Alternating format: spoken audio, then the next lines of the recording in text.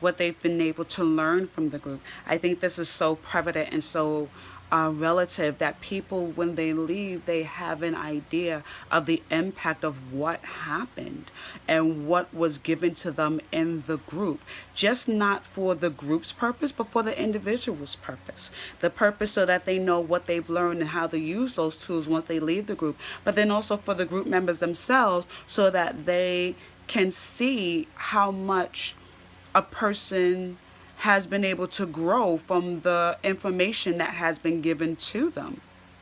I think that that is so important, to be able to have that for a person that is leaving the group, because it does both the person that's leaving the group and the person that's and the people that's going to remain in the group. It gives them such a service, to know that that they're imparting, that they're doing good work when it comes to other people, because so many times we don't have a whole lot of positive interactions, and I think in a group setting it helps so much for group members to know that they are. Helping somebody else. Even if it's nothing more than telling their own life story, they are helping somebody. With that being said, going on to the next part of that question was asked, what signs would you look for in determining the person's readiness to terminate? And again, I will look at the verbal and nonverbal cues. If I see that a person is coming in late, they have no reason as to why they're coming late, or they always have a reason why they're coming late, that would raise an alarm for me.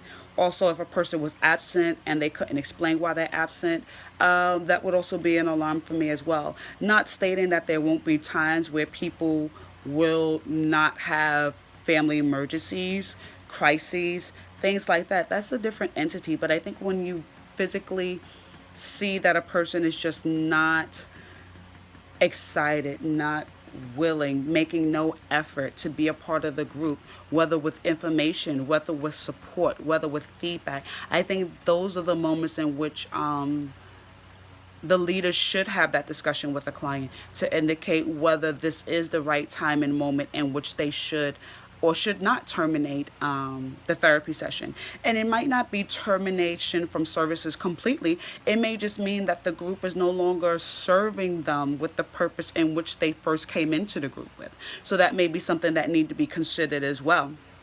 And if that is the case, then referrals need to be sent out, so that the person can receive the support and the help that they need during their time of need. With that, moving on to question number 4, which says, mention some ways you might help members create a support system for themselves once they leave a group. How would you prepare? And that's the first part of the question. So with that, I would ask clients to connect with people that they feel that they are close to, that would help them, that would support them in their progress. A good support system usually can help determine a person's success versus failure. And a lot of times I'm a firm believer that our inner support group are the ones that have the most access to us, that are in our ears the most, that speak into us the most. So I believe that it's so important to have people that they are close with, that they can connect with, that they can share their goals with, and that who will help them to move towards their goals. I believe is so important in creating a support system. With that being said, the next part of the question is, how would you prepare them to cope with possible setbacks and failures? With this, I believe that I would take a note out of Corey from page 313 and inform them that it takes time. The tools that they learn in a group is not something that's going to happen overnight. Many times we want to see change quickly. We want to see it rapidly. We think, okay, we got the tools, we can go on and do it. But it takes time. It takes different situations, different scenarios. Each tool does not work in every case.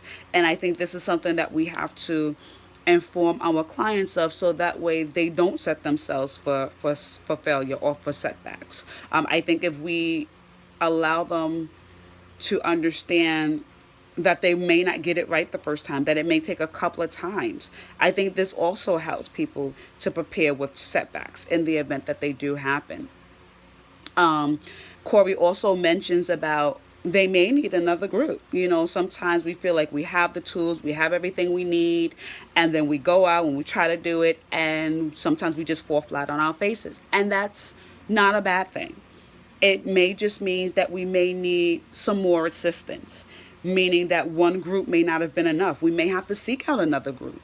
We may have to see a different round of support in order to gain the confidence that we'll need, and that the client will need in order to go forth and to make the changes that they need to change and the changes that they want to see in their lives. So I think that that would be something that I would let the clients know, because I wouldn't want them to feel defeated on the first time around because they feel like they just weren't able to do what they needed to do, even though they may have had it in their mind, they may have practiced it in group. I think preparing them is the best part of preparing for setbacks, because if you know that there's a possibility that something may come, you're more prepared for it. It's not as devastating as a blow as if you were not prepared for it and then it just happens. With that being said, the last part of this question is, what suggestions might you make to members for maintaining gains they have made and promoting further personal growth?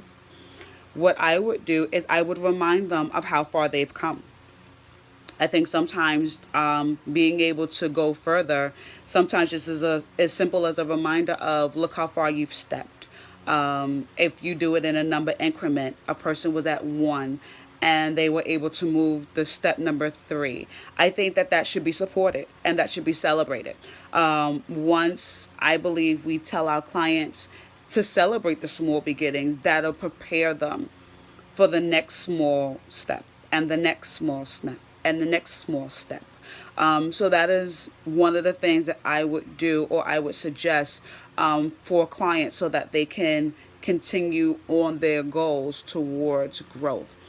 I would also ask the client, that is, how they themselves feel like they can continue with their progress.